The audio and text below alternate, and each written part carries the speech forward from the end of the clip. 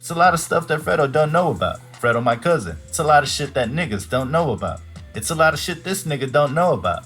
It's a lot of shit he don't know about as far as that situation. I found out he was my cousin by great auntie. She told me a year or something ago. It ain't no hate or anything like that. Anybody in the city who doing they thing, you know I want niggas to blow. A few months after this, in December 2020, Boosie got on another interview where he was asked about his relationship with Fredo and TBG, but he would entirely dodge the question this time around. He refused to shed any light on the matter, saying that it wasn't anything serious, and he didn't want to talk about situations pertaining to Baton Rouge. The one thing that I'm seeing in the timeline a lot is whatever your connection is with Fredo Bang and TBG. Can you talk about that? I don't really want to talk about that.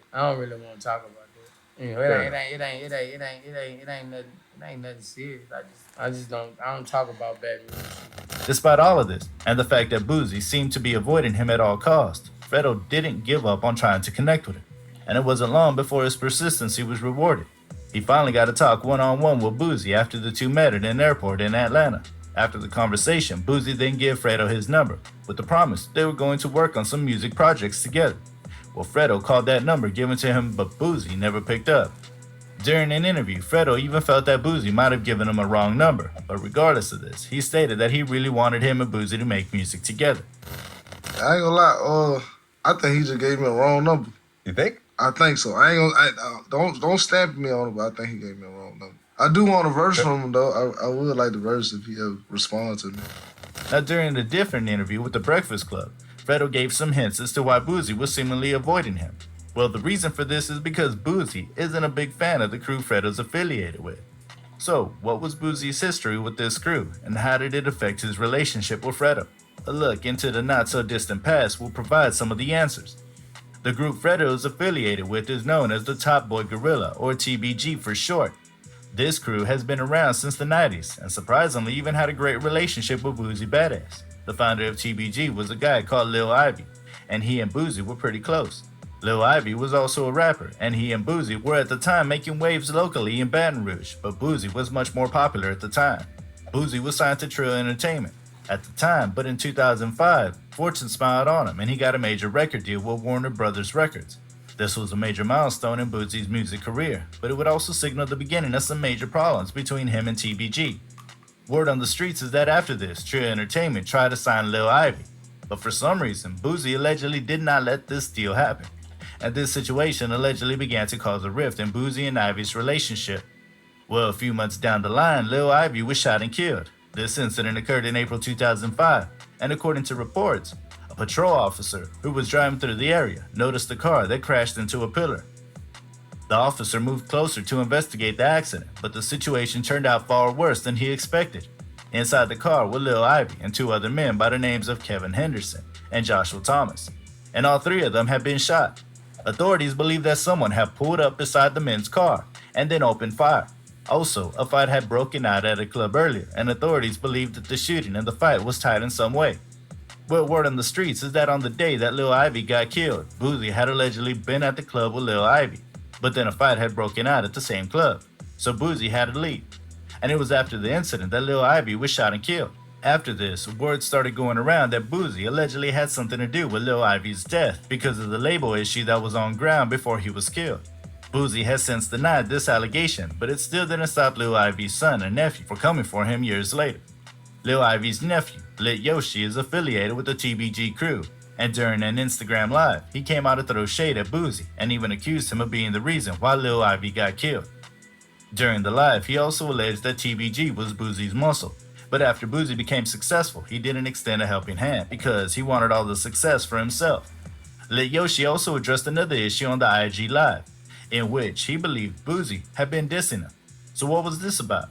Well, a nephew of Boosie, known as Boosie Boy B, had just gotten out of jail at the time, and also happened to celebrate his birthday.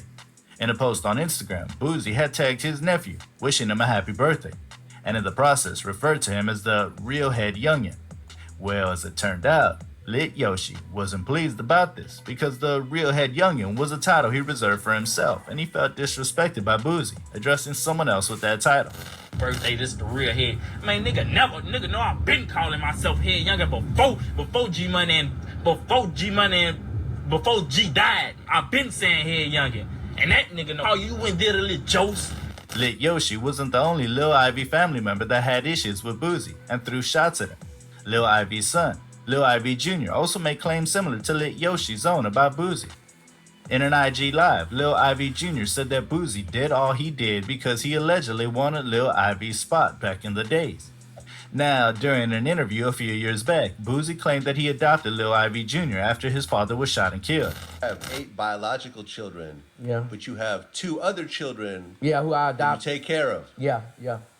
And these are friends who got killed? Yeah, they're my Naked? two best friends. My 2 best friends who got killed is Bleak daughter and my boy Ivy, his little boy. But Lil Ivy Jr. himself would call Boosie out during his IG Live that it was all cap and that Boosie never adopted him. He added that his mother had been the one taking care of him without any contribution from Boosie. Lil Ivy Jr.'s sister also made similar claims saying that Boosie was only lying and had not been there for the family after her father's death. Stop lying. Don't go to them interviews and lie. Don't do none of that. Don't do none of that. You adopted Ivy. When the fuck did that happen? Like, please let me know. Well, amidst all this bad blood, Boosie's son, Tootie Raw, got mixed in the chaos by releasing a diss track titled Fucked Up, which was aimed at TBG. Well, despite this sour relationship between TBG and Boosie, Fredo was not really bothered, but still had a deep respect for the veteran rapper. He continued to try and connect with Boosie, but it seemed Boosie wasn't interested in such. In March 2022, the relationship between Fredo and Boosie once again became the topic of discussion following an incident. Well, it happened that Fredo was kicked out of a concert that he had been scheduled to perform at. The lineup at the concert also featured Boosie and Webby. Fredo had made the situation known in a post on his Instagram story. The post contained a promotional poster from the concert, and across the front of it, he had written the following: "They kicked me off this show, but that's what happens when you're the most hated." A frustrated Fredo also added in another story, "Real niggas don't stop other niggas' money, no matter how much they don't like them." After this, he went on to promote another upcoming show featuring Webby, and he followed this by also sharing an alleged message he had sent to Boosie on Instagram. The message reads, "Damn blood, you taking food out my mouth?" He asked, "You can't do a show with me on it?" With that message, Fredo implied that he believed that Boosie was allegedly the reason why he had been kicked off the concert in the first place, since it had happened for no apparent reason. Well, Fredo wasn't done with letting out the frustration and disappointment he felt about his removal from the concert. In a video, he took shots at several people, including those who didn't like his music and the label. He also addressed the show he was kicked off of, saying the reason for this was probably because he was getting paid more and the organizers were trying to stay within their budget, meaning that they couldn't afford him. Well, it's crazy how Fredo's relationship with Boosie had been affected due to something that happened long even before Fredo was on the scene. And with the way things are, it's unlikely that both rappers' relationships will improve anytime soon. Let me know what you think about this whole situation in the